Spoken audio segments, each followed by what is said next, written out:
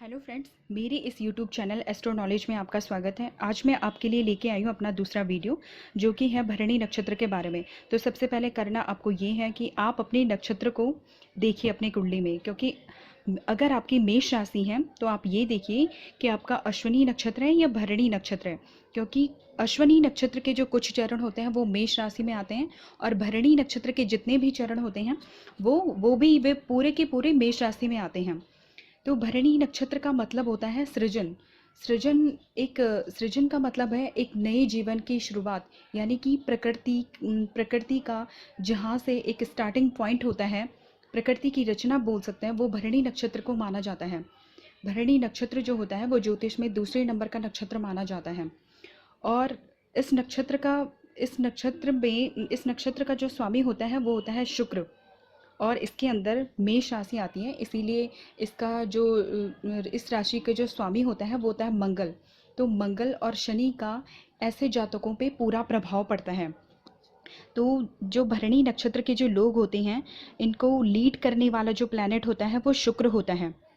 भरणी नक्षत्र में जिन भी लोगों का जन्म होता है वो सुख सुविधाओं और ऐशो आराम चाहते हैं। इनको अपनी लाइफ जो है वो लग्जीरियस लाइफ चाहिए। इनको महंगे महंगे चीज़ों का बहुत शौक होता है। इनको चाहिए कि इनकी लाइफ जो है वो पूरे लग्जीरियस में ही बीतते जाए।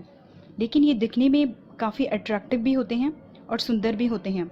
इनका जो नेचर होता है वो भी काफ़ी अच्छा होता है, जिसकी वजह से ये लोगों को अपनी तरफ बहुत जल्दी अट्रैक्ट करते हैं, और ये सभी का मन मोह लेते हैं। इनके अंदर इनकी पर्सनैलिटी को लेकर अगर हम कहें तो इनकी पर्सनैलिटी में एक ऐसा जादू होता है जिससे सब लोग इनसे बहुत ज़्यादा इम्प्रेस हो जाते हैं और इनकी तरफ खींचे चले आते हैं। अगर बात करी जाए तो इनके जीवन में है तो प्रेम का स्थान सर्वोपरि होता है। इनके हृदय में जो होते हैं वो प्रेम तरंगित होता रहता है, और ये होता है कि इनके इनके प्रति लोग जल्दी अट्रैक्ट भी होते हैं, और ये भी उनके लिए बहुत जल्दी अट्रैक्ट होते हैं। भरणी नक्षत्र के जो जातक होते हैं वो ऊर्जा से परिपूर्ण रहते हैं। कला के प्रति भी ये आकर्षित होते रहते हैं, और इनके अंदर कोई ना कोई ऐसी आर्टिस्टिक क्वालिटी होती ही है। ये इनको म्यूज़िक सुनना बहुत अच्छा लगता है, और इनको डांसिंग में ज़्यादा शौक होता है। इनका जो नेचर होता है वो काफ़ी प्रोमिनेंट होता है। और इस नक्षत्र की जो देवी मानी जाती है वो महाकाली मानी जाती है। तो ऐसे लोगों पर महाकाली की शक्ति का भी प्रभाव दिखाई देता है।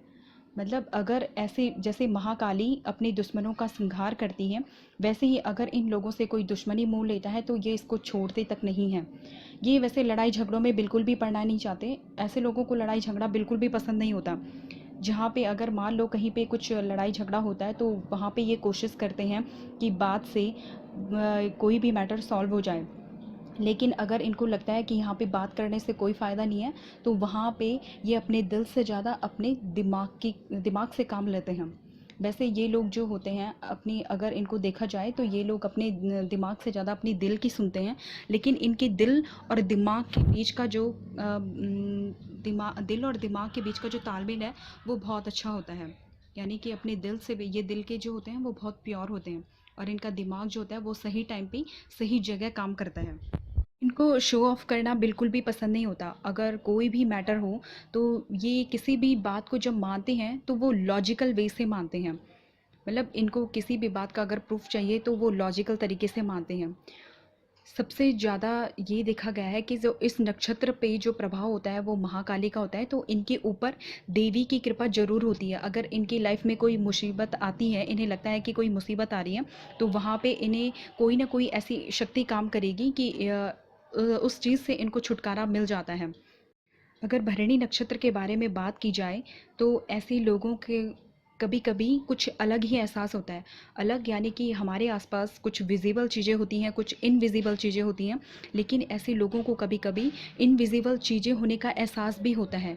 ऐसे लोग जो होते हैं वो जन्म और मृत्यु के बीच का जो डिफरेंस होते हैं, तो ऐसे लोगों को कभी कभी ऐसे एक्सपीरियंस भी होते रहते हैं। इस नक्षत्र के बारे में अगर कहा जाए, अगर इनके प्रोफेशनल लाइफ के बारे में कहा जाए तो ये आर्किटेक्चर हो सकते हैं, या मॉडलिंग लाइन में जा सकते हैं, म्यूज़िक लाइन में जा सकते हैं, फैशन इंडस्ट्री में जा सकते हैं, फैशन डिज़ाइनिंग कर सकते हैं, और जो इनकी जो फिनेंशियल कंडीशन होती है, क्योंकि शुक्र जो होता है वो शुक्र जिनका अच्छा होता है तो उनके ऊपर धन की देवी का एक तरह से बोल सकते हैं कि आशीर्वाद होता है। तो ये इनकी फिनेंशियल कंडीशन भी बहुत अच्छी होती है। सबसे पहले आपको ये देखना है अपनी कुंडली में कि आपका जो नक्षत्र स्वामी, भरणी नक्षत्र का जो स्वामी होता है वो होता है शुक्र, और मेष राशि का स्वामी होता है मंगल। अगर आपकी मेष राशि है और भरणी नक्षत्र है तो आपको ये देखना है कि आपकी राशि में, आपकी कुंडली में मंगल और शुक्र किस स्थिति में है। अगर शुक्र 2 नंबर, जहाँ पे 2 नंबर लिखा हो या 7 नंबर लिखा हो या 12 नंबर लिखा हो, यानी कि तुला और वृष, तुला और मीन राशि में अगर आपका शुक्र है तो ये बहुत ही अच्छी कंडीशन मानी जाती है। और दूसरा मंगल को देखना है। मंगल की अपनी राशियाँ होती हैं मेष राशि और वृश्चिक राशि, और जो मंगल होता है वो मकर राशि में उच्च का होता है। अगर आपकी कुंडली में शुक्र और मंगल दोनों ही बहुत अच्छे हैं तो मान लीजिए ये आपकी लाइफ का सबसे बड़ा राजयोग माना जाता है। आपको अपनी लाइफ में उतना ही कम स्ट्रगल करना पड़ेगा। और ये भी है कि जब भी आपके जीवन में शुक्र और मंगल की महादशा आएगी तो उस टाइम पे, वो टाइम आपका जो होगा वो गोल्डन पीरियड होगा। इसीलिए सबसे पहले आप यही देखिए कि आपकी कुंडली में शुक्र और मंगल की स्थिति कैसी है।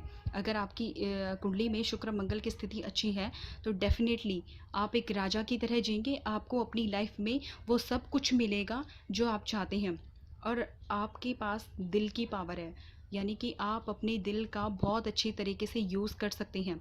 आपने जो एक बार सोच लिया वो आप ठान सकते हैं। तो इसीलिए आप अपने दिल का सही यूज़ करें और अपनी लाइफ में आपके जो भी अचीवमेंट्स होंगे वो डेफिनेटली पूरे होंगे।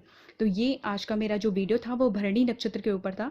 अगर आपको मेरा वीडियो पसंद आई तो प्लीज़ सब्सक्राइब करें, लाइक करें और शेयर भी कर सकते हैं। और बेल आइकन को ज़रूर क्लिक करें ताकि आपको मेरी वीडियो की जो अपडेट्स हैं वो मिलती रहें। Thank you friends.